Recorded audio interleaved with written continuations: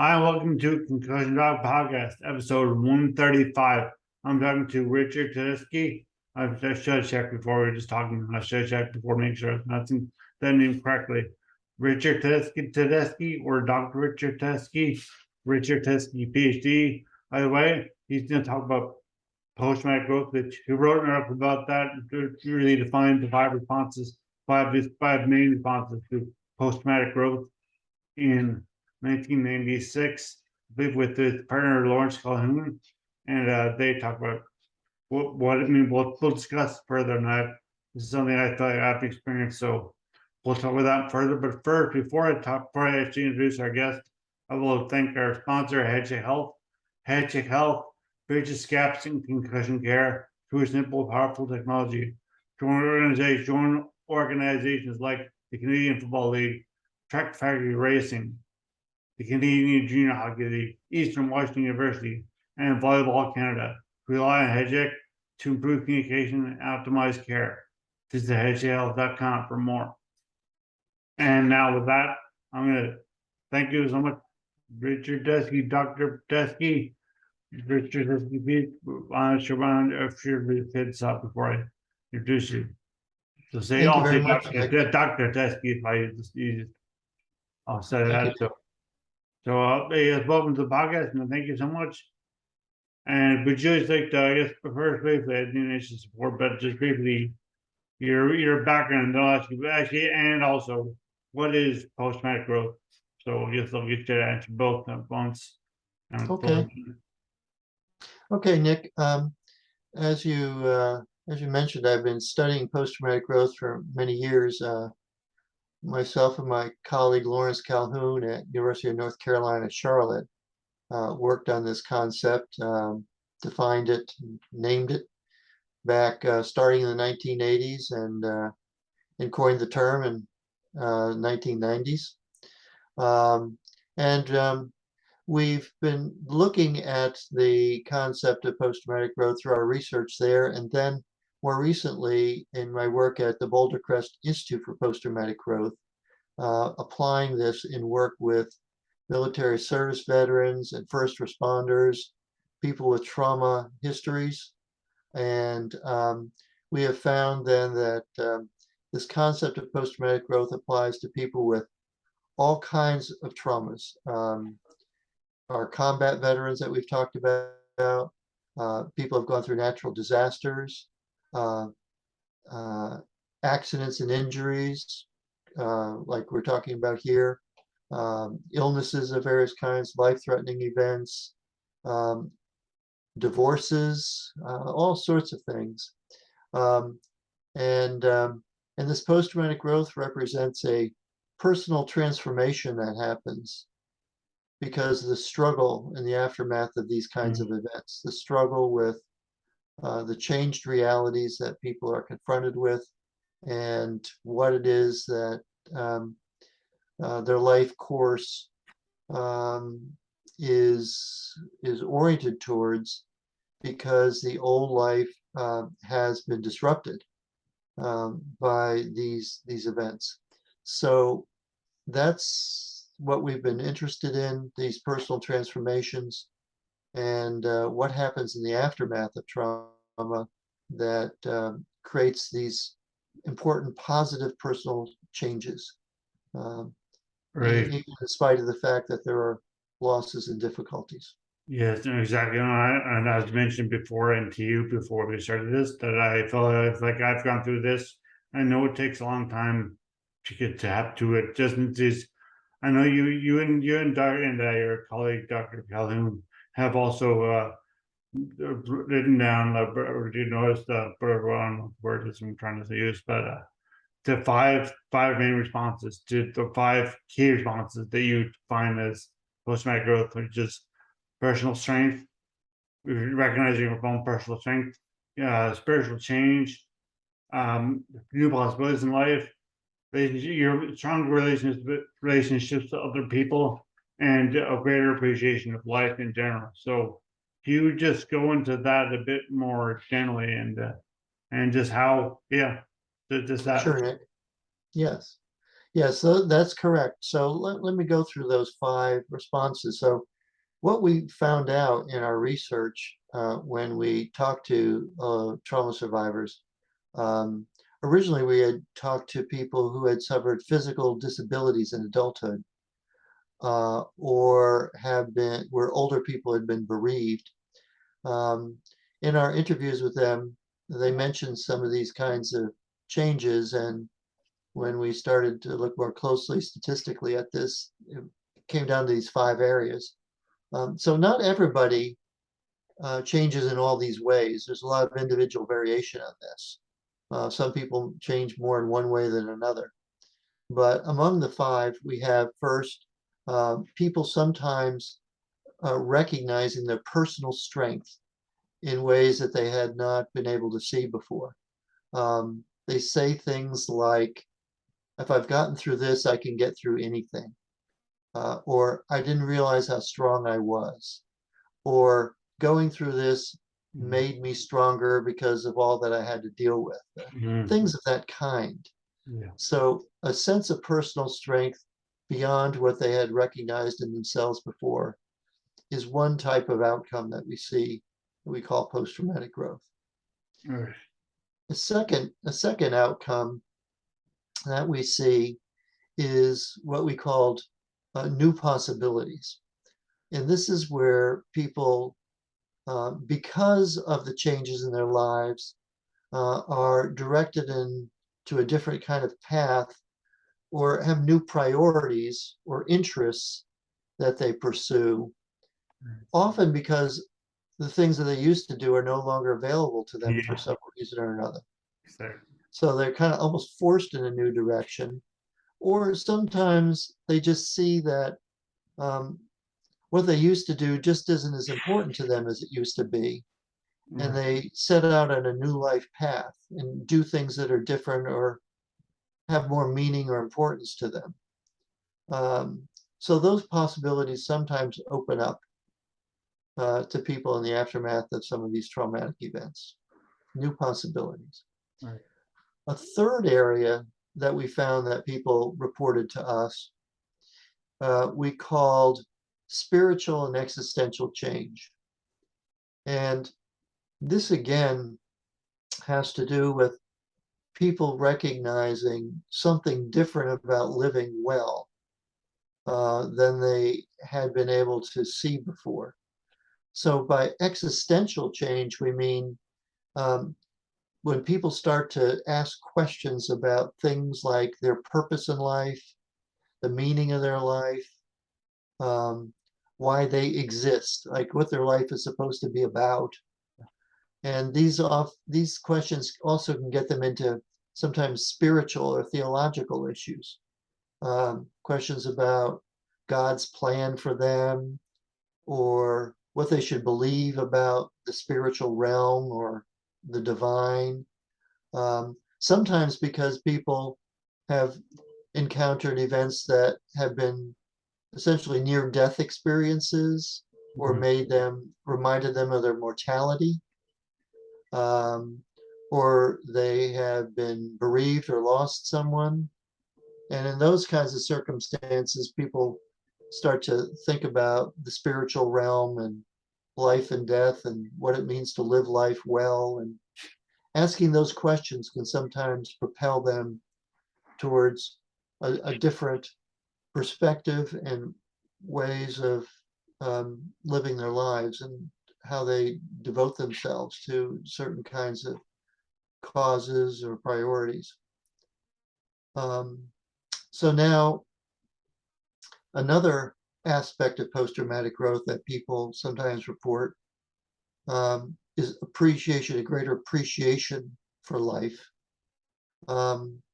Because very often people find that they've been through a loss or losses, and because they're acutely aware of what they've lost, they can become more grateful for what they still have. Mhm. So Yeah. this perspective of gratitude and appreciation for what you have can sometimes come after you've experienced loss. Yeah. Um, because you recognize that maybe you had taken things for granted and hadn't really considered how fortunate you are in your life in various ways. And now that's become more apparent. So that greater appreciation of life, not taking things for granted, being more grateful. So is another type of change.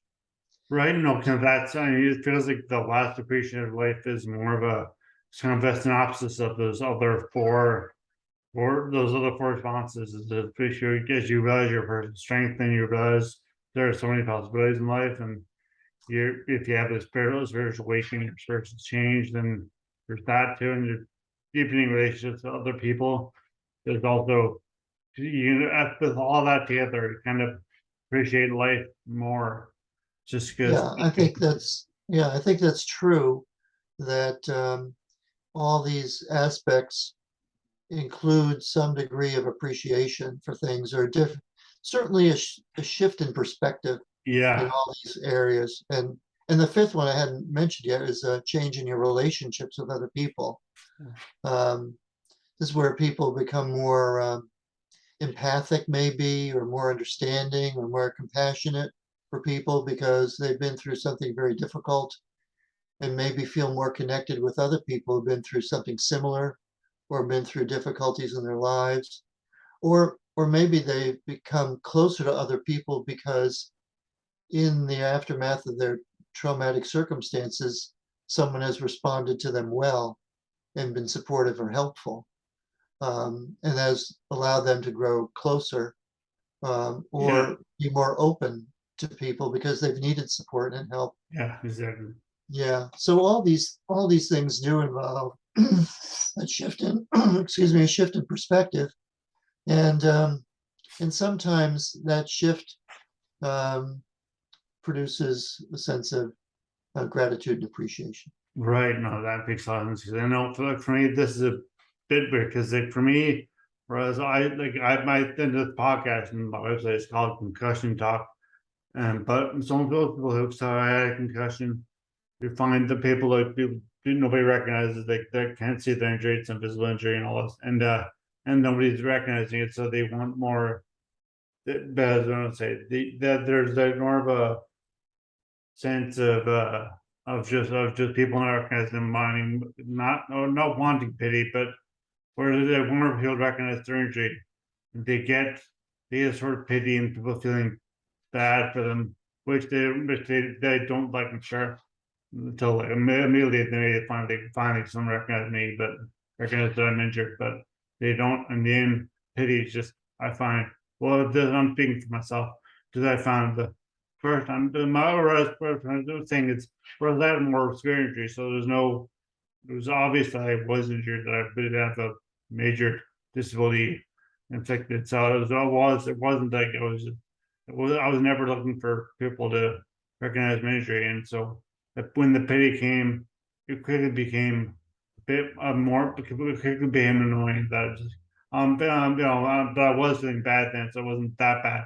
But as the time went on, and it's been 19 years, and as which happened before this, but pity was just something that really rankled me.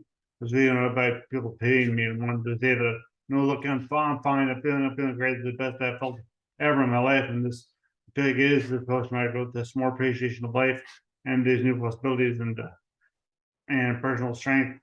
And yeah, so I'm just and relationships I think not they were ever in bad way, but I think they've gotten deeper. And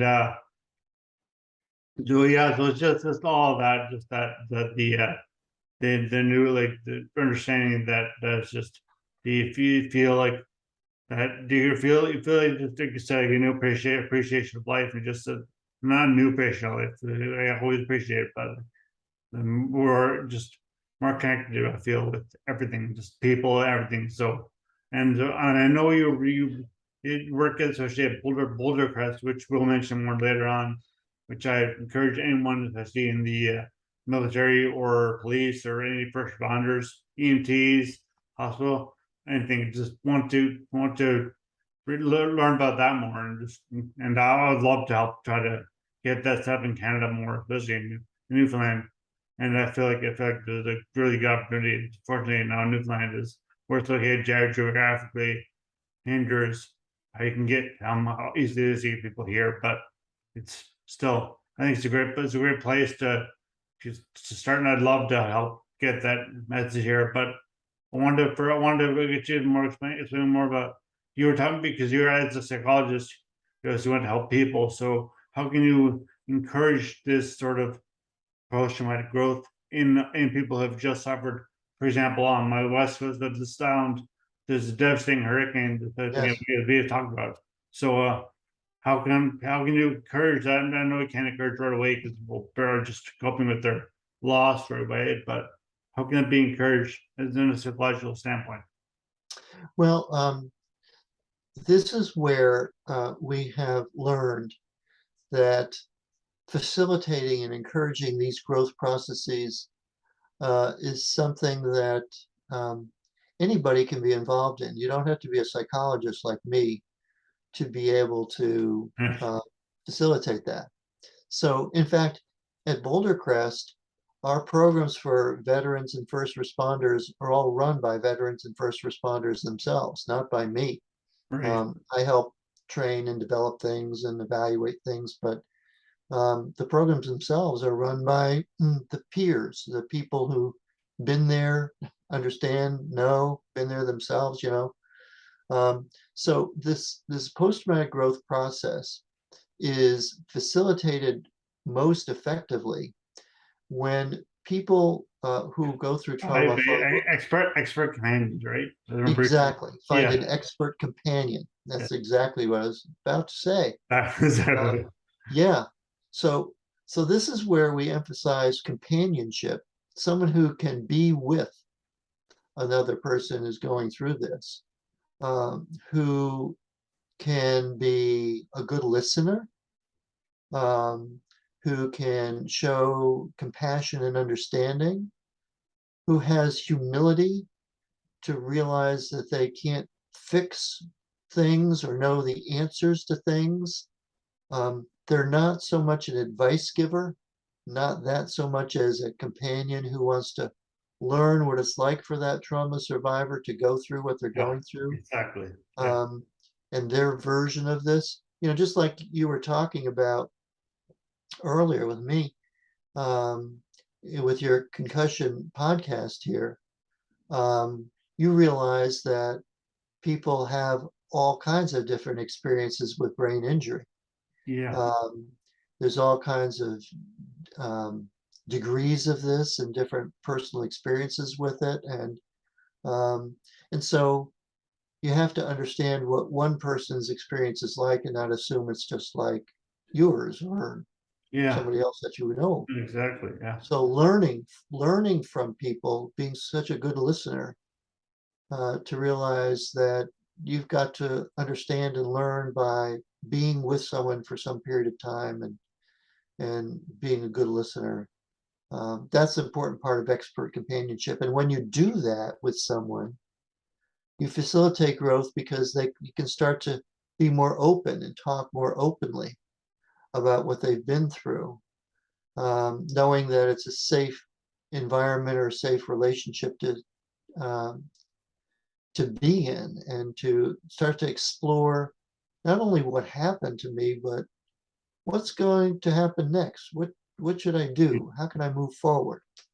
Where can I go with this? So expert companions also encourage people to look forward, seeing their capabilities, their strengths, what they've learned, um, and um, and to try to figure out how to live life well in the aftermath of these traumas, taking something from what they've been going through as a value that tells them more about living life well, or ultimately, like we see at Boulder Crest, coming up with a way of being of service, of benefit to others, of yeah, doing something with your life that allows you to serve. yeah, And I think that's part of your story, Nick. That's part of why you're doing these podcasts, yeah. and that's part of your active service, I think. I hope so. Thank you. Yeah. And I'm not sure if these two these two terms are like a general psychological, or do you explicitly suggest them in your articles? So, to be honest, I've read the whole all of your work, all of your scholarly work, but the experiential avoidance and cognitive exploration.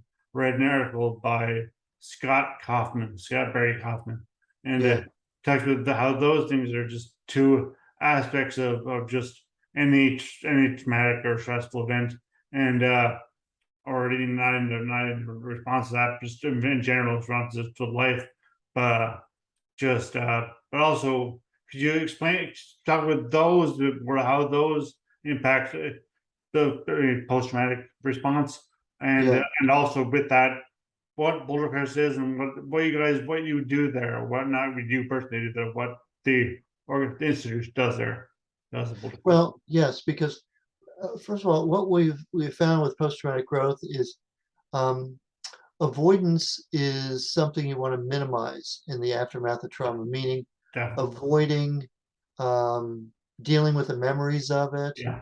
um, avoiding challenges to yourself. Those kinds of avoidances keep people down, hold them back. What we try to encourage is people to open themselves up to experience, be more open rather than avoidant. Yeah. So open people up to new ways of seeing things, um, new experiences, new ways of doing things, um, seeing their life going forward as uh, um, allowing for possibility and change. So that's a lot of what we do at Boulder Crest, Right. is we have small groups of people in our programs that last about a week, groups of 6 to 8. And And where are the showrooms are at Boulder Crest, but where is Boulder Crest? Boulder Crest, we started in Virginia, outside of Washington, D.C., with our campus there that was built by Ken Falk, who founded the organization back around 2014 or so, and donated this property and started building it. Uh, and then since then, we've acquired a ranch out in Arizona outside of Tucson, where we have another property.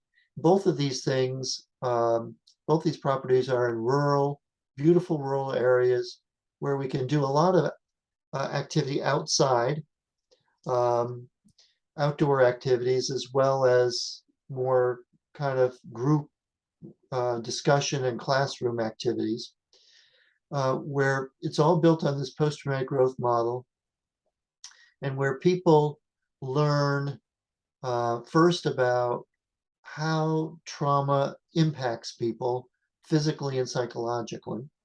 So we educate people about that so they realize that the struggles they're having are not their fault. It's because this is how trauma deals with human beings. So Yeah. that's important. Yeah. You let people know that it's not what's wrong with them, it's what's happened to them. Um, and then we help them try to figure out ways to regulate their emotions, because in the aftermath of trauma, people have often a lot of anxiety and depression and emotional responses that they have to learn how to manage.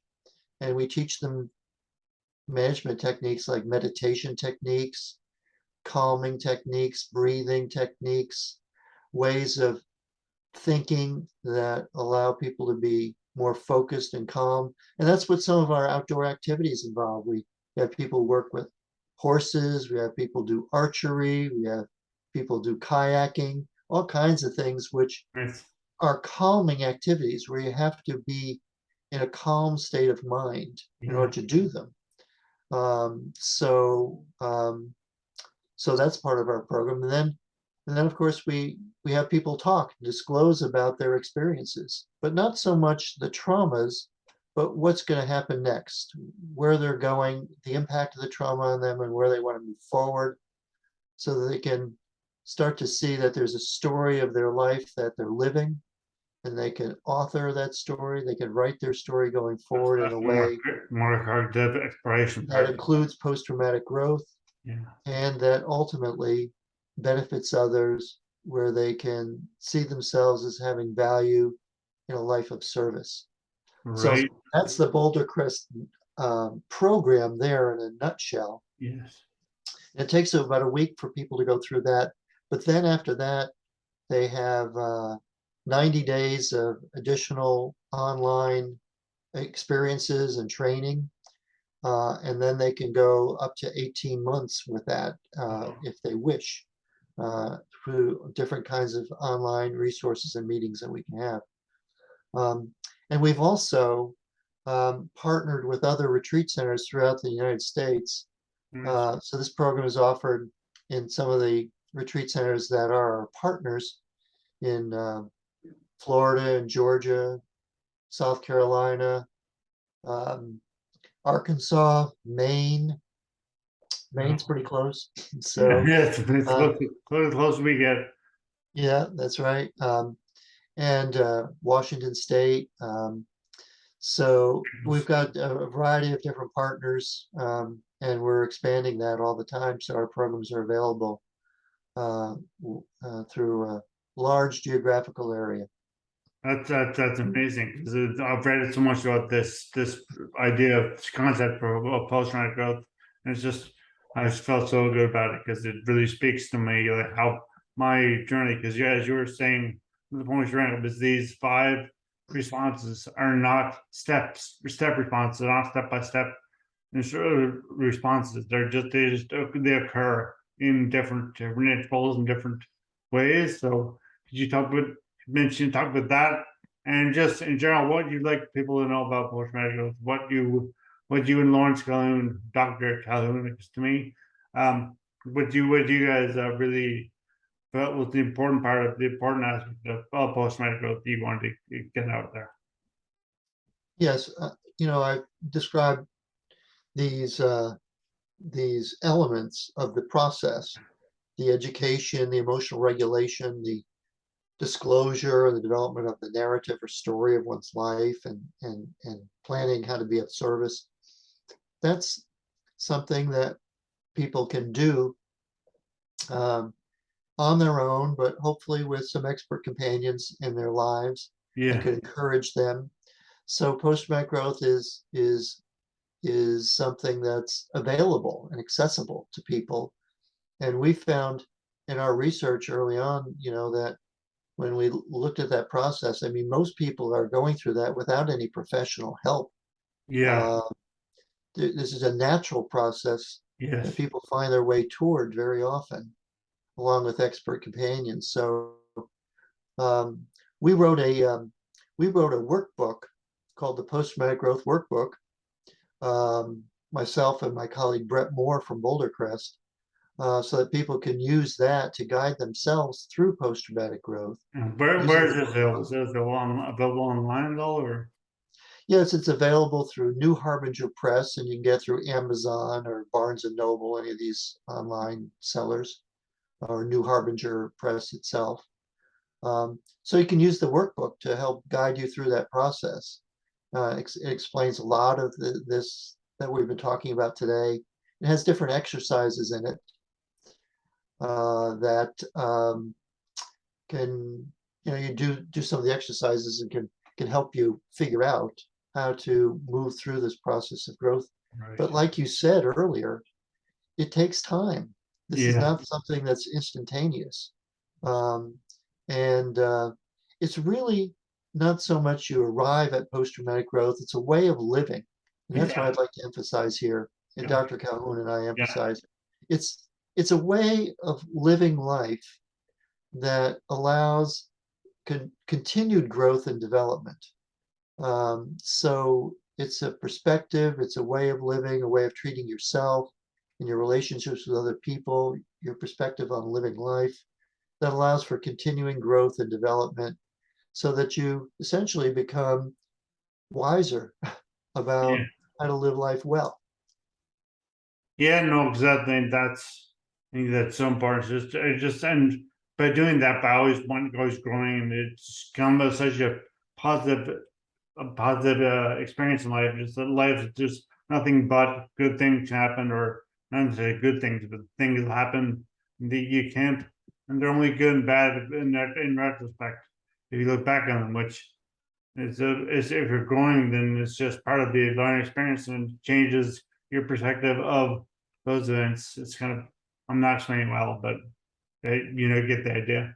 I hope so. But yeah, no, I think that's so important, and yeah, and I really wouldn't encourage anybody in Canada, because that's where I am, or in Newfoundland, in Canada and Newfoundland, Labrador, I should say, that wants to encourage the Boulder type of institute to come to the experience, what you learned there, to come here, to please reach out to Richard Tedeschi or myself or me personally, because Richard does his own thing in Boulder.